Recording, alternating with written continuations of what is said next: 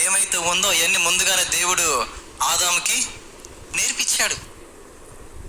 దేవుడు ఏమన్నాడు, ఇదిగో ఈ తోట మధ్యలో ఇదిగో ఏదైనా ఒకటి వేసాను, నువ్వు దాన్ని కొంచెం సేద్యపరచుకో, ఆ పని చేసుకో అని చెప్పి దేవుడు ముందుగానే ఆదాముకి నేర్పించాడు.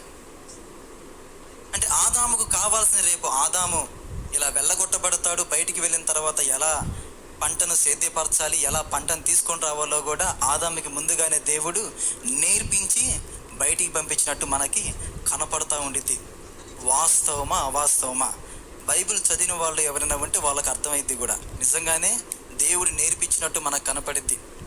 వెళ్ళి సేద్యం చేసుకోయ్యా అన్నట్టు. ప్రియమైన దేవుని బిడ్డలారా, మీరు చూడండి, వారిని ఏదైనా నుంచి వెళ్ళగొట్టాడు, మందలించి వదిలేయొచ్చు కదా, లేకపోతే 2 మాటలు తిట్టి కొట్టి పంపించవచ్చు కదా. పావును శపిస్తే శపించావు, దీనంతటికి మూల కారణం ఏది? సర్పము కదా. నువ్వు ప్రేరేపించకపోతే నా పిల్లలు తేడా పడే వాళ్ళు కాదని చెప్పేసి ఆపేయాలి కదా. ఆ సర్పాన్ని ఏదైనా శపిస్తే ఆ సర్పాన్ని శపించి ఆ సర్పాన్ని ఏదో ఒకటి చేసి పంపించేయాలి. కానీ ఆదామ అవ్వను కూడా దేవుడు పంపించేశాడు. చూస్తున్నప్పుడు చాలా బాధగా అనిపించింది.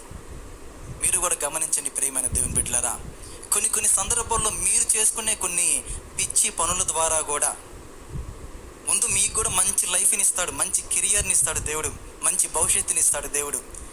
కానీ కావాలనే కొన్ని పిచ్చి పనులు చేసుకొని దేవుడిచ్చే ఆనందకరమైన సంతోషకరమైన జీవితాల నుంచి మనంతట మనమే వెళ్ళగొట్టబడేలాగా మనమే చేసుకుంటున్నాం. అవునా కాదా? వాస్తవమా అవాస్తవమా? చాలా చాలా వాస్తవం.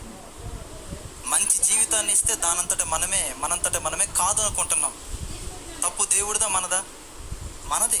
మనమే వద్దనుకొని చేసుకునే కొన్ని పిచ్చి పనుల ద్వారా ఆయన ఇచ్చిన సంతోషకరమైన జీవితం, ఆనందకరమైన జీవితం ఏమండి, మనంతటమే మనమే కాళ్ళదన్నుకొని పక్కకి వెళ్ళిపోతున్నాం. ఇందులో దేవుడి మిస్టేక్ ఎటువంటిది లేదు.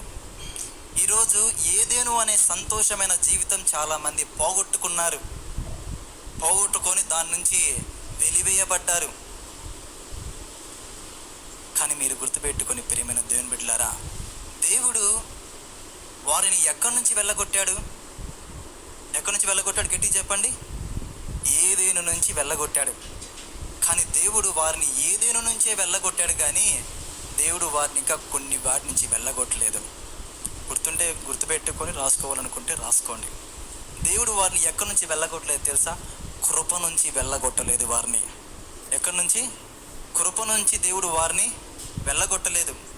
ఆ కృప చూపిస్తున్నాడు గనుకనే వాళ్ళు ఏం చేశారు? ఎప్పుడైతే ఆ ఫలాన్ని తిన్నారో వాళ్ళ కనులు తెరవబడి మేమేంది ఇలా ఉన్నామని చెప్పేసి ఆకులు కట్టుకుంటే, వారి జ్ఞానాన్ని చూసి దేవుడు ఆకులు కాదు మీకు నేను ఏర్పాటు చేస్తాను అని చెప్పి దేవుడు వారికి చర్మపు చొక్కాలు చేయించి వారికి తొడిగినట్టు రాయబడి ఉంది. చర్మపు చొక్కాలు అంటే ఏదో ఒక జీవిని బలించి దాని ద్వారా ఆ చర్మాన్ని తీసుకొని వచ్చి దాన్ని ఒక వస్త్రంగా చేసి వారికి ధరింప చేయాలి. ఇది మనకి ఎలా కనపడిద్ది అంటే దేవుని యొక్క కృపా వస్త్రంలాగా మనకు కనపడిద్ది. హల్లెలూయా! ఎలా కనపడిద్ది?